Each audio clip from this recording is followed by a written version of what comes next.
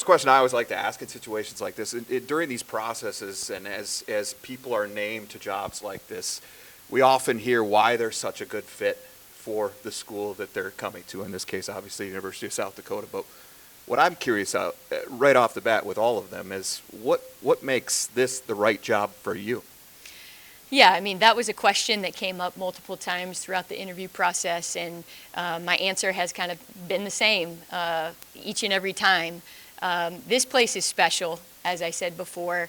The women's basketball program here over the course of decades has been, super successful. But more so than that, this university is an incredible university. It's a great place for student athletes to be able to get a really great education and to set themselves up for their future. In addition to that, this community is special and incredible. The support, the way that you support women, the women's basketball program, coaches, the student athletes themselves there's nowhere that I've been that's like it. And so I've been around here multiple times throughout the years, and each and every time I come here, I've always been impressed. And I'm from 4 hours south of here, and we've recruited this region for a very, very long time. I've recruited and coached several players from South Dakota. They're some of my favorites. They work hard, they're coachable, they're tough, they're gritty, they're great teammates. And so we want to keep recruiting South Dakota. We have tons and tons of connections in this region. And so for all those reasons, it was a great fit. And you've kind of alluded to it, but there is a real legacy in women's basketball here. You look at the Sweet 16, which you mentioned during your opening remarks. You think about the WNIT title back in 2016. Really, really special moments in women's basketball, and you've seen the support of this fan base just get that much more feverish as those things have happened. But I guess as you think about that and you consider names like Eighmey Williams, names like Dawn Plitzowite, and to know that they were such an integral part of you being hired here and their support of you, what does that mean to you? Super special. Both of those women are people that I've looked up to for a long time. Obviously Amy's was really successful here and has been successful at Nebraska. I love the way that she's built her programs with just great people, and the way she invests in her players is something that I've really looked up to her for a long time. And Dawn and I have a special relationship. We actually recruited Lexi, her daughter, really hard, and we were unsuccessful, but we built a great relationship with Dawn during that time, and again, someone that I've really looked up to and has been a mentor for me. So to have those two, be kind of, endorsing me and saying they believe that I could do this job, means a ton to me, and I'm grateful for them. Obviously, for people out here, there's not a lot of familiarity with you as a basketball coach just yet, in terms of X's and O's and things like that. So what does a Carrie Eighmey team look like? I think the first thing is we're always going to try to control the controllables. So we're going to play with great effort. We're going to be prepared. We're going to give a lot of attention to detail. We're going to defend and rebound, because those are things that game in and game out we can make sure that we control. Some of the other things sometimes aren't as easy to control, but those things we're going to make sure we do every single day. Offensively, offense is a little bit more of an art, in my opinion. And what we're going to need to make sure we always do is that we maximize the potential of the players on our team, right? So we're going to make sure that we're using them in the ways where they can be the most effective. So if we've got players that can really score it and play fast, then that's what we're going to do. A lot of times people say, what style do you play? I always respond with, we're going to try to play a style that we believe we can help the team that we're coaching at that time win. And so controlling the controllables and maximizing our players' potential are two things that we really focus on. Well, you played at the NAIA level, you coached at that level, you coached the Division II level, you've coached the Division I level. How have all of those stops and all of the things that have gone into those helped shape you to this particular philosophy? For sure. I think one of the things that's been interesting about my career is I've always had the opportunity to coach in conferences that are really, really competitive. When I was in NAIA, I was in the GPAC.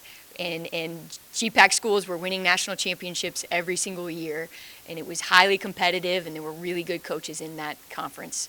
And then I went to Division II, and I was in the MIAA, which again is one of the best conferences in the country. And so, coaching against some coaches that had been coaching for 40 years, who had a ton of experience and a ton of success, and then, making that transition last year to Division I and just kind of learning what does it look like to have a staff of 6 instead of 3 and those sorts of things, So each and every stop I feel like has helped me become a better coach. And so also too, when you're at the NAIA level, you're doing everything. You're sweeping the floor, you're driving the vans, you're scheduling the JV and the varsity. There's a lot to it, and you don't have a lot of help. So I think that really helped me just kind of understand the whole process and have the big picture.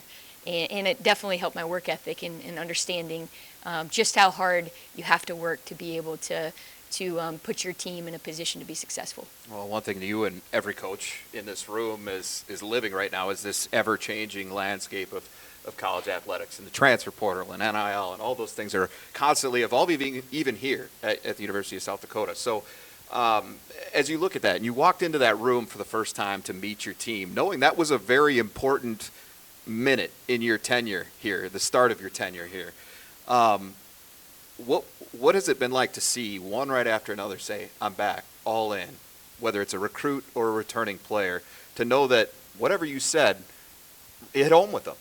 Yeah, that was super important. And to be honest, that was my number one priority, was to make sure that I communicated with the current players on the team, right, and re-recruit them to this program. Super important. And that process had to happen very quickly. Finals was happening that very next week, so I had a very short amount of time to be able to get in the same room with them and to share the vision and help them understand that they were important pieces to the puzzle and to the future of where this program is headed. And they were great.